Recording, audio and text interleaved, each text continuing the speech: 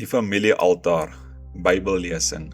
Julle is my getuies, spreek die Here, en my knegt wat ek uitverkies het, sodat julle kan weet en my kan glo en sien dat dit ek is. Voor my is geen God geformeer nie, en na my sal daar geen een wees nie. Ek is die Here, en daar is geen heiland buite my nie. Jesaja 43 vers 10 en 11. Boodskaplesing. Wanneer God in die Bybel in Genesis 1 sê, in die begin het God, neem daardie naam God in die Hebreëus en kyk wat dit beteken.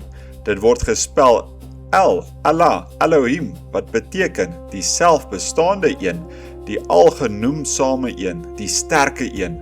Daar was niks voor dit nie, daar was geen lig nie, daar was geen sterre nie, daar was geen vog nie, daar was geen atmosfeer nie, daar was geen atome nie, daar was geen molekules nie, daar was niks voor dit nie. Dit was God, die ewige een, en in hom was eienskappe om 'n verlosser te wees, om 'n vader te wees, om God te wees.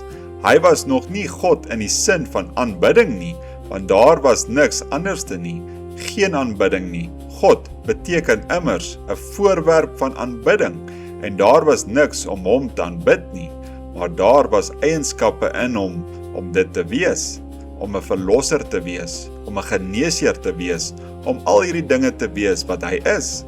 Nou, sommige van julle wil weet van my Genesis verhaal.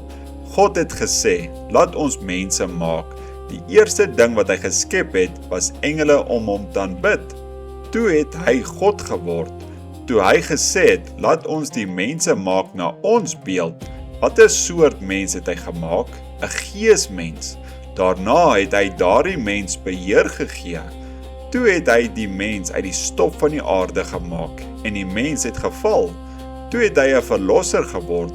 Eers God, toe 'n verlosser. Sonde het siekte gebring. Toe het hy 'n geneesheer geword. Halleluja, daar is niks wat verkeerd loop nie. Hy het alles daarvan geweet, nog voordat die wêreld gevorm is. Hy het geweet ons sou vanaand hierdie byeenkoms hê. Hy het geweet van elke muggie wat ooit op die aarde sou wees, hoeveel vet dit sou maak en hoeveel keer dit sy oogies sou knip.